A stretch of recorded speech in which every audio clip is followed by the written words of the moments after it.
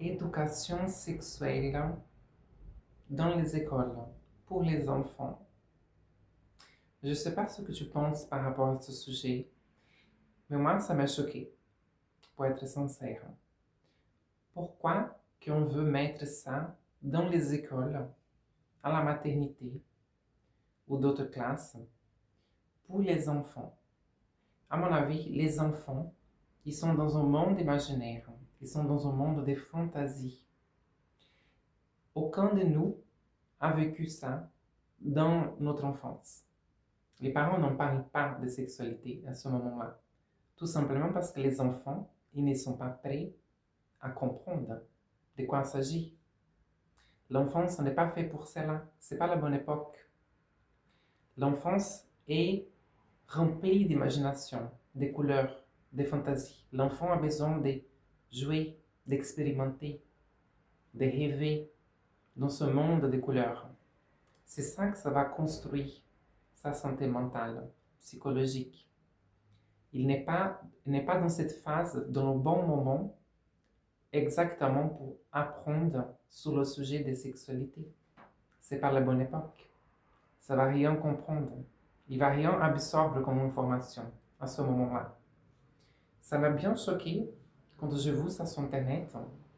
Les cahiers, ils ont passé un projet de loi. Je ne sais pas si ça a vraiment passé ou pas, ou c'était juste des rumeurs.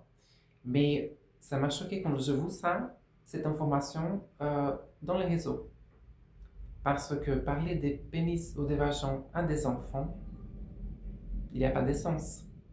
L'unique chose qui va produire en lui, c'est un sentiment d'être perdu en fait. Il ne va rien comprendre, il ne va rien absorber comme information. Ça va juste lui rendre confus. Parce que pour lui, il ne comprend rien par rapport à ça. Ce n'est pas le bon moment. Il n'y a pas l'argument, le vocabulaire pour intégrer toutes ces informations en lui-même.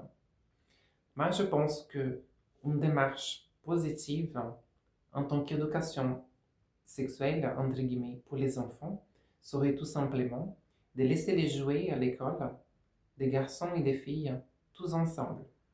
Ça, je vous en Suède. C'était une méthode en Suède qu'ils ont mis dans certaines écoles pour éviter exactement la frustration de certains enfants qui sont attirés par les jouets des filles, comme c'était dans mon cas. J'aimerais bien pouvoir jouer avec les jouets des filles à l'époque. En fait, pour moi, ça, c'est une bonne démarche. Parce que l'enfant, c'est un être pur, divin. Il n'a pas le mal en lui. Il ne voit pas le mal dans les choses. Donc lui, il sent juste l'attirance pour certains jouets. Il veut tout simplement jouer. Il ne voit pas le côté négatif. Il ne comprend pas, en fait, que notre monde est divisé et biaisé en deux, masculin et féminin, bleu et rose. Donc pour moi, ça, c'est une bonne démarche. De laisser les enfants libres de jouer avec les jouets qui les intéressent, sans lui prendre la tête de que ça c'est pour les garçons et ça c'est pour les filles. Là, c'est une bonne démarche. Mais parler de sexualité, de pénis ou de vagin, de sexualisation à l'école pour les enfants, moi je trouve ça pas du tout correct. Déjà parce qu'il n'est pas apte à comprendre de quoi il s'agit. Deuxième, il ne va rien absorber en tant qu'information. Et troisième, ça va lui rendre tout simplement confus. Et plus tard aussi, ça va lui rendre confus de ce que c'est vraiment la sexualité. Parce qu'il n'est pas dans la bonne phase, dans le bon moment, dans la bonne période de sa vie pour comprendre ce que c'est la sexualité. Sexualité, on commence à découvrir surtout à la puberté. Là, oui, à mon avis, c'est la bonne période pour en parler de ça.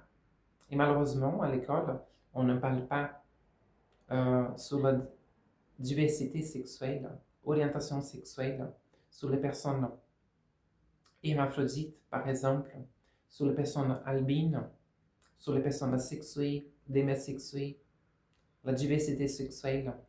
À l'école, à ce moment-là, à la puberté, quand on commence à parler des contraceptions, des méthodes de contraception, les maladies sexuelles, je me souviens très bien au lycée, à la puberté, quand on commence à sentir que les hormones commencent à fleurir, là c'est le bon moment.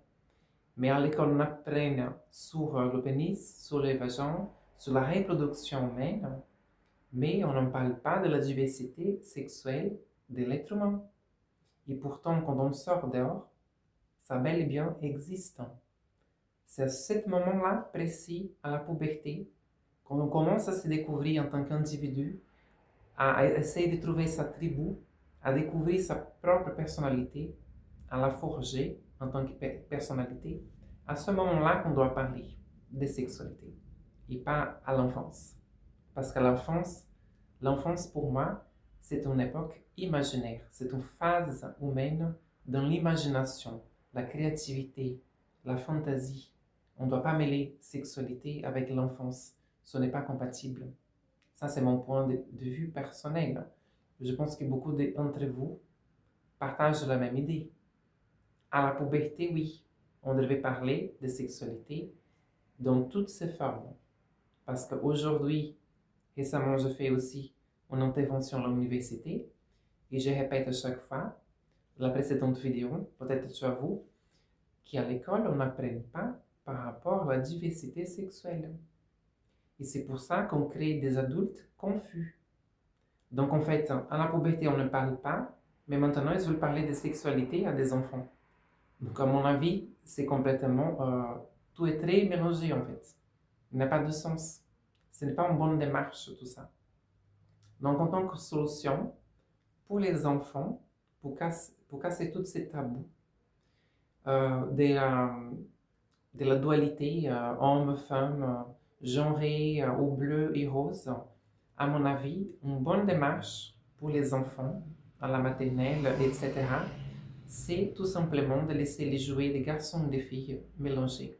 Et l'enfant lui-même, il va sentir attirance par ce qu'il aime, tout simplement, sans créer, engendrer dans sa tête des divisions, des sexualités, genre, garçon, fille, ou, et principalement ne pas parler de sexualité. Tout simplement lui laisser vivre et s'exprimer librement. Là, pour moi, c'est une bonne démarche.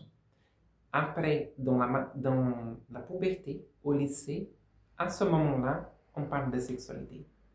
À ce moment-là, on va parler de l'orientation sexuelle, de la richesse de la vie humaine, de la complexité de la nature humaine. Je conseille vivement de voir la vidéo que j'ai postée ici sur ma chaîne, La complexité de la nature humaine, mon intervention dans une université à Paris. Tu vas bien comprendre ce sujet, très riche. Un gros bisou et à la prochaine vidéo.